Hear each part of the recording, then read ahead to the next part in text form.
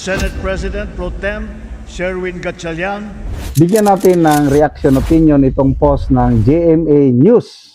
Tungkol ito sa speech ni Pangulong Marcos Jr. sa Independence Day celebration sa Quirino Grandstand. Sino ba talaga ang Senate President? Si Gatchalian na ba? Dito. President Ferdinand Marcos Jr. acknowledges the leadership of Senator Sherwin Gatchalian during the 128th Philippine Independence Day celebration. In his speech, as he greeted the guests, Marcos referred to Gatchalian as the Senate President pro tempore. Anong ibig sabihin yan? To our guest, let me acknowledge the Senate President pro tempore, Sherwin Gatchalian. Hanggang doon lang. Ano ibig sabihin? My opinion, hindi siya ang Senate President. SPP lang siya. So kung SPP lang siya, merong Senate President. Sino? Yung binutuhan ng 13 senators. Di ba ganun yun ang ibig sabihin? Bakit hindi sinabi may I greet our acting Senate President? Bakit hindi ganon ang so sinasabi nila na siya na daw ang legitimate. Paano naging legitimate na leader SPP lang? Dapat ang leader is a Senate President. So, ang leadership daw ni Gatchalian ay ina-acknowledge na ng Malacanang. Bakit ayaw siyang tawagin na Senate President? Ibig sabihin, alanganin pa sila. So, ang nakikita ko, opinion ko lang, naghihintay sila na bukas makalawa, sino bang nagsabi nito? Si Bam Aquino. They are expecting isa pang senador na kumalas sa grupo ni SP Cayetano para maging 13 sila at makaboto na sila ng legal na Senate President. Kaya hindi nila pwedeng tawagin si Gatchalian as Senate President dahil alam nila hindi yun nauuyon sa 1987 Constitution. Ganon lang yan kasimple. Kaya, to me, ang legitimate na Senate President si SP Cayetano pa rin. Sige, tignan natin dito sa reaksyon ng taong bayan tumatawa at saka nag-like.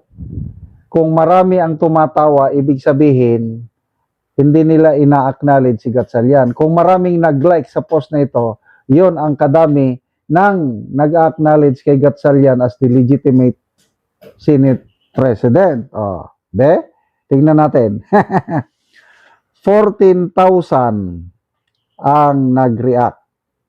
11,000 ang tumatawa.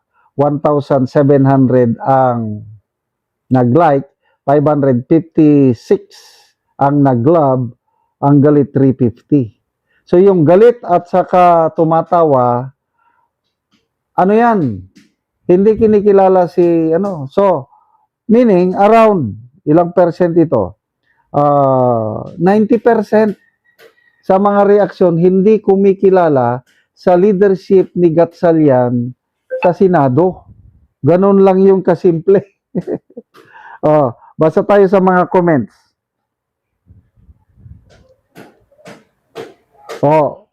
George Mudanza, Los.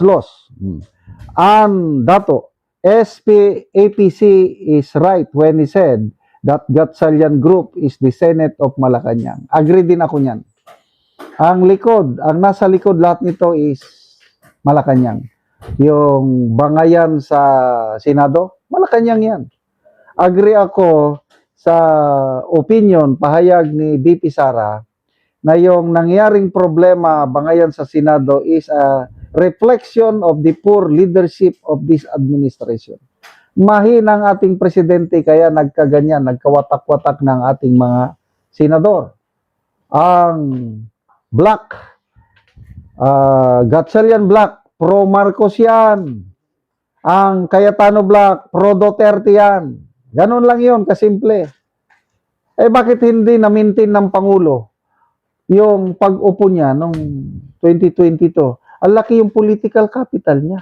Kung marunong pa siyang Pangulo, na-maintain niya yung alliance ng Marcos and Duterte, di wala sanang problema ngayon.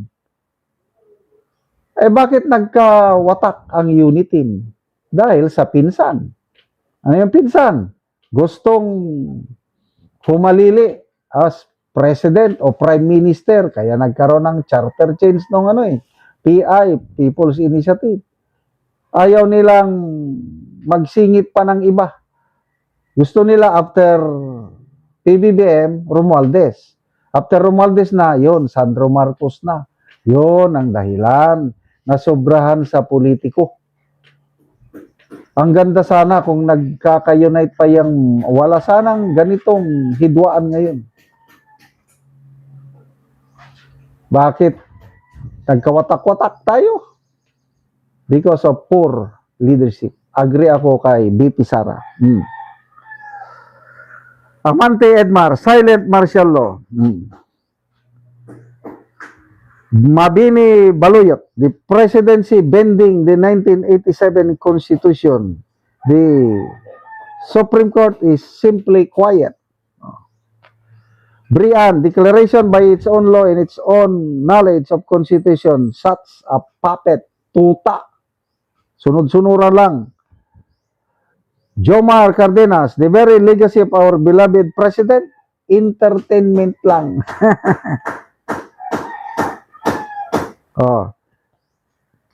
Jerome Arcino, Senate President of the Filipino people or Senate President of the President? Doon ako sa Gatchalian is the Senate President of the President. It's not of the Filipino people. Botohan nyo ng 13 senador. Bilisan nyo. Magkuha kayo ng isa pang senador na kumalas sa grupo ni Cayetano, sumama sa Gatchalian. Pag may 13 na kayo, tapos na ang problema. Ganon lang yon. Bilisan ninyo. Kung kaya ninyo. Kung hindi namang niyo kaya, huwag nyong ipagpilitan na kayo ang legit SP dahil si Cayetano ang legitimate. Salamat mga kaibigan sa inyong pagsubaybay sa channel na ito. Nakakatulong kayo ng malaki sa tribong talanding ng Bukidnon dahil ang income natin sa channel ito is pantulong sa tribo. Namimigay tayo ng libreng yero at pako para makapagpatayo sila ng mas maayos na tirahan. Panoorin nyo ang video na ito.